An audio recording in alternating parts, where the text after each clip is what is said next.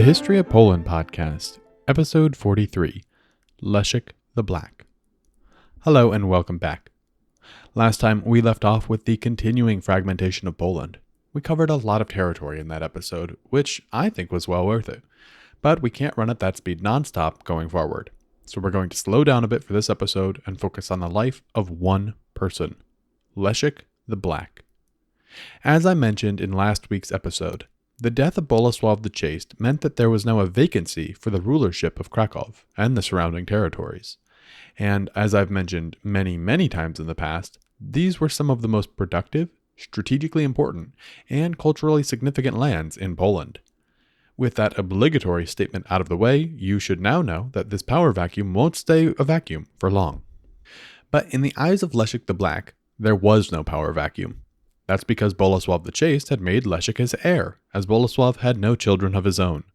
So Leszek went to claim the throne in 1280, much to the consternation of other leading Piast rulers. That consternation would eventually lead to open insurrection. Leszek's life is going to be defined by these constant challenges to his rule. But fear not, he's mostly up to the challenge. It all starts in 1280, with Jan Długosz telling us that, quote, many people, jealous of Leszek the Black's success and his inheritance of so many duchies, Kraków, Sandomierz, and Lublin, are eager to stir up trouble.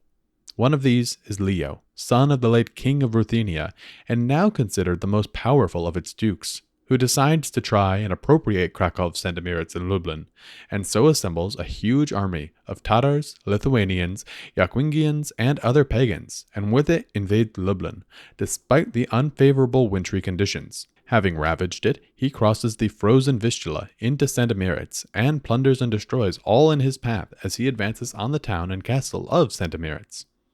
When he assaults the castle, he is thwarted by the stout resistance of its defenders and starts plundering the surrounding country from his camp in Goslice, which is some 2 miles from the town itself.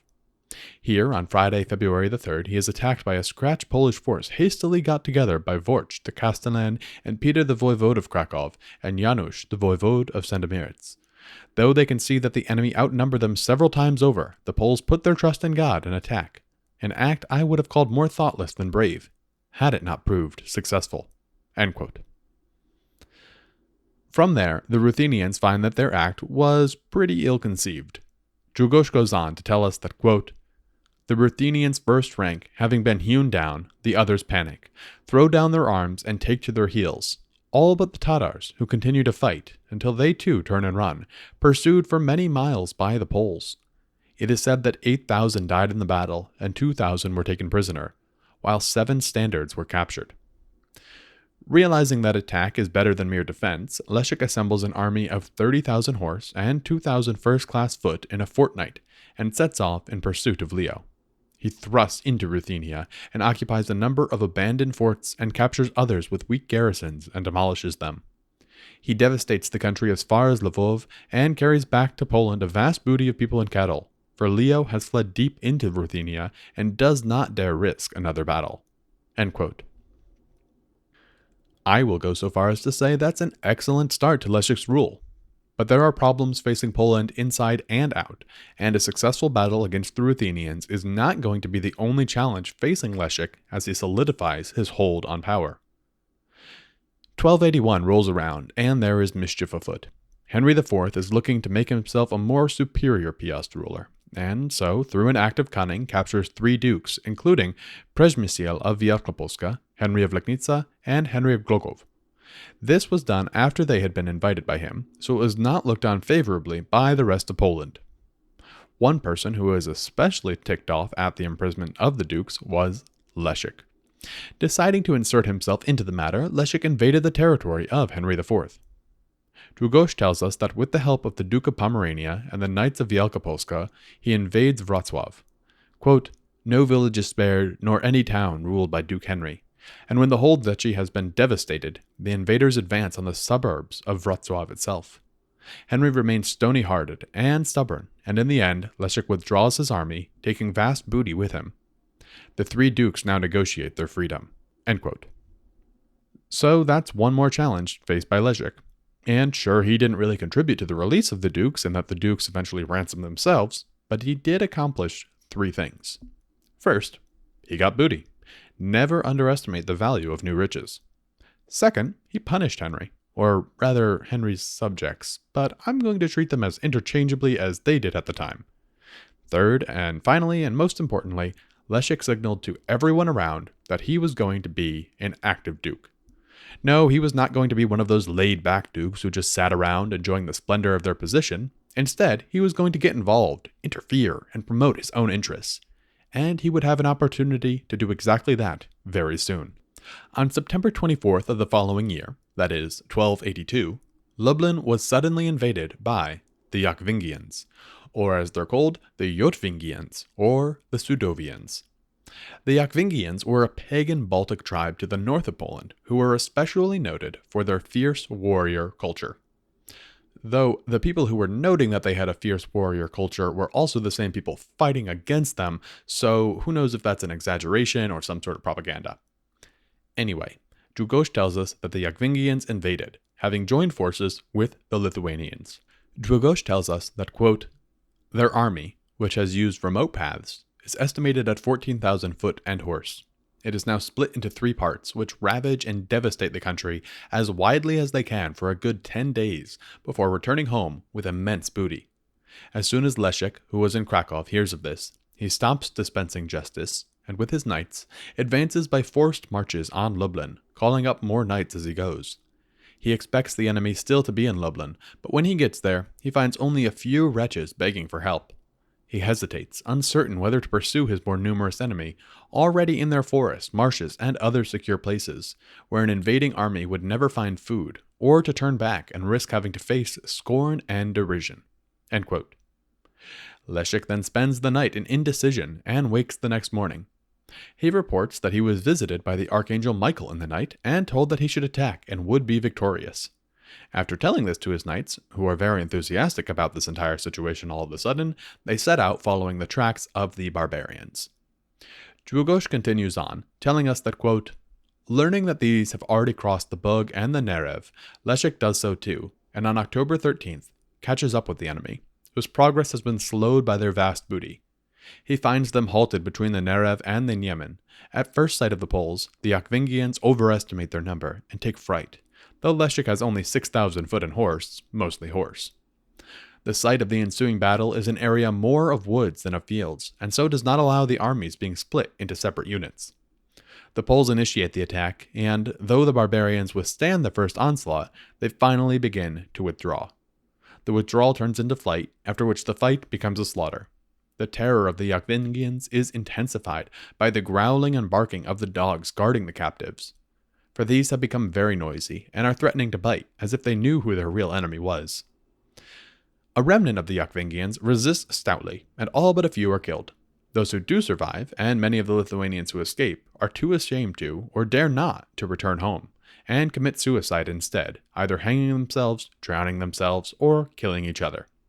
Strange, indeed almost incredible, is the fact that when the Polish army is mustered, it is found that not one Pole has been killed in the fighting or in the pursuit. This just shows that the prophecy given to Leszek in his dream was not just imagination, but an act of God. End quote. So that's a great sign for Leszek. But divine aid or not, he's still got issues. On his return to Krakow, he's facing a full-blown revolt, according to Długosz. That rebellion is quickly squashed, if indeed it ever happened, because there's little evidence for it, and there are a number of revolts happening in the reign of Leszek, so it's entirely possible that this revolt got mixed up with other revolts. That's why I mention it, but, who knows if it really happened. Anyway, shortly thereafter, something that we know did happen is recorded. The Lithuanians invade again. Długosz gives us the whole rundown, telling us that, quote, they set about killing and carrying off herds of cattle and humans, while the knights of Sandomierz do no more than guard their castles and the town of Sandomierz itself, though they do send a courier to inform Leszek, who is attending the assembly in Krakow, of what is happening. Leszek immediately, and by forced marches, launches a force at the enemy, sending messengers ahead of him to call upon the knights to come from their forts and castles and join him. He also swells ranks with peasants, so that his army looks far stronger than it is. He presses on, for he knows that once they have collected their booty, the enemy will quickly withdraw, and indeed catches up with them near Lukov. For being overburdened with loot, the Lithuanians have made but slow progress, knowing that victory depends not on numbers, but on the will of God. They all take Holy Communion and confess as part of the preparation for battle. The Lithuanians, anxious to avoid another disaster, such as that they suffered the previous year, withdraw with their captives into the nearby woods, which are extensive and in places dense and boggy. The Poles hesitate to attack them there, yet the Lithuanians are themselves disquieted by being unable to see what the enemy is doing. Perhaps they will surround the woods. Also, they are seriously hampered by their captives and fear lest these go to the assistance of their compatriots. So leaving a detachment to guard the train, they emerge from the woods in formation and advance on the Poles' camp, uttering their ferocious war cries. Their sudden appearance frightens the Poles, if only because of the enemy's superiority in numbers, and the faint-hearted begin to think of flight. But Leszek addresses them and calms their fears. He divides his force into 2 units, which go on the offensive simultaneously. The right unit, under Zagota, the voivode of Krakow, gains the upper hand, for it consists of knights from the prince's household and those with the most experience. But then fortune also favors the other, under the voivode of Sandomierz, and the Lithuanians are routed. The Poles then go to the woods, free the captives, and distribute the contents of the train among the soldiers. All the loot taken by the Lithuanians is also recovered. It is difficult to say whether in this victory Leszek distinguished himself more as a commander or as a courageous knight. Meanwhile, Leszek suspects Paul, the Bishop of Krakow, of having instigated the Lithuanians' latest invasion of his country and orders some of his knights to arrest him. The bishop is taken in chains to Sieradz castle and kept there for a time, being well treated. The See of Gniezno being temporarily vacant, no interdict is laid on the province because of the imprisonment of its bishop." End quote. There are, I would say, 2.5 things I want to draw attention to here. The first is that Leszek is having some serious issues with Paul, the Bishop of Krakow, and we'll all need to keep an eye on him moving forward. I would say the 2.5 thing is that we are slowly starting to see more and more of the Lithuanians. For those who are familiar with the longer arc of Polish history, you know that this is not a temporary thing. But why now? Well, it seems to be a mixture of events, but it all centers on the expanding crusades disturbing the general peace of the area. It's kind of like kicking a hornet's nest. The bees start by stinging you, but eventually everyone in the area gets stung. So there's a short era of peace for Leszek, until 1285, when, you got it, another rebellion breaks out. Like before, the rebellion was instigated by Paul, the Bishop of Krakow, who has the support of the other leaders of Krakow. The general movement wasn't just to get rid of Leszek, but to replace him with Konrad of Mazovia, Leszek's cousin. Długosz tells us of the rebellion, saying, quote, "Konrad, confident of his army's strength, moves it up first to Zawiszost, and then to Sandomierz, where he is met by the Bishop of Krakow and the other magnates. A general assembly is called, at which the knights of Krakow, Sandomierz, and Lublin all swear allegiance to Duke Konrad, and hand over to him all their castles, forts, and towns, with the one exception of the city and castle of Krakow, in which Leszek has taken refuge with his wife and the handful of courtiers who have not deserted him out of fear of being called traitors should the rebellion succeed. The rebels are convinced that success depends on their being able to capture Leszek himself, and the whole army is moved up from Sandomierz to Krakow. Leszek is filled with doubt as to what he should do, though common sense indicates that if he is to keep Krakow as his capital, he must install a strong garrison with a good number of knights in the castle. But this is far from easy, for most of his knights have deserted him. In the end, he has an inspiration. He turns to the citizens of Krakow who are of German origin, entrusts his wife and the castle to them, and promises to reward them generously once the enemy has been defeated. Then, on July 14th, he leaves the city with a small retinue and makes as swiftly as he can for Hungary and King Laszlo to seek his help. The citizens of Krakow, seeing that there is no likelihood of their being able to defend the city with its low walls and poor defenses, leave it, and crowd with their wives and children into the castle and prepare to defend it against all attacks. So when Duke Konrad arrives, he finds the city deserted and quarters himself in it. He sends some courtiers known to the defenders of the castle to tell them that if they will surrender the castle and submit voluntarily to him, whom the other lords and magnates have unanimously elected their duke, he will treat them justly and kindly, granting them immunity for what they have done. But otherwise, they will call down upon themselves the full extent of his wrath. After a brief discussion, the city fathers tell the duke that, Having already sworn loyalty to Leszek, as have all the magnates and knights of Krakow and Sandomierz, they cannot stain their honor with such a gross breach of faith, and as long as Leszek is alive, they have no right to and cannot renounce the loyalty they have sworn to him. The Duke vents his anger at their reply on the innocent dwelling houses. Fires are started in several places, and the whole beautiful city burned to the ground. Leszek is now on his way back from Hungary with an army of Hungarians and Cumans provided by King Laszlo. Conrad wants to force an encounter, for he is convinced that with his superior numbers, he can easily deal with Leszek's army. So he moves on from Krakow, and battle is joined on August the 2nd. A pitched battle fought on level ground near the river Raba. Both sides suffer heavy casualties, but when Conrad himself is wounded in the head, victory goes to Leszek and Conrad seeks the safety of his castles in Mazovia. Leszek rewards his Hungarian helpers and sends them back to Pannonia. He grants their liberty to any of the gentry he has taken prisoner, and restores those who beg forgiveness to their former state of favor. The defenders of Krakow, whose loyalty preserved the city for him, are granted a number of privileges. They are allowed to ring the city with ditches, ramparts, bastions, and walls, and also, despite the protests of the knights and nobles, allows the city itself to be administered exclusively by Germans. Leszek now has such sympathy for and liking of the Germans that he adopts their manners, dress, and way of doing their hair. End quote. So that is a lot to take in. First, Leszek's alliance with Laszlo of Hungary seems to be paying off. Second, Leszek is adopting imperial customs, which is a bold decision to make when so many of his subjects are already rebelling against him. And third, the German settlers in Poland are really starting to make their presence felt. Following this initial success against Conrad, Leszek decides to double and then triple down. First, he starts raising troops for a crusade. But instead of following through on invading pagan lands, Leszek invades Conrad's lands. While he is successful, it is a Pyrrhic victory in that many of his most senior troops die in battle. Leszek is still determined to wage war against Conrad, though, and invades again. This time, many troops just refuse to go, so the invasion is even less important than the previous one. This brings us up to 1289, with Leszek the Black getting sick and ultimately dying. His life was consumed by constant warfare, some great decisions, some terrible mistakes, and lots of bloodshed. One thing it's not full of is succession planning. The leaders of Krakow end up looking around for a ruler, and they land on Bolesław, the Duke of Mazovia.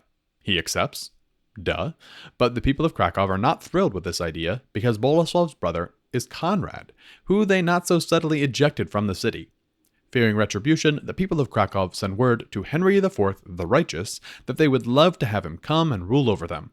Henry naturally loves this idea, rides down, and with Bolesław sneaking away in the night, Henry claims Krakow. He is then named the Duke of Krakow. And that is where we will pick up next time. If you like the show, reviews on iTunes or any of the podcast apps are always appreciated. I read every single one and enjoy them thoroughly. If you really like the show, I have a new show coming out this month that will be a daily history of World War I. By the time you're listening to this, there's a good chance the first episode has already come out. You can find that on iTunes or any of the other podcast apps.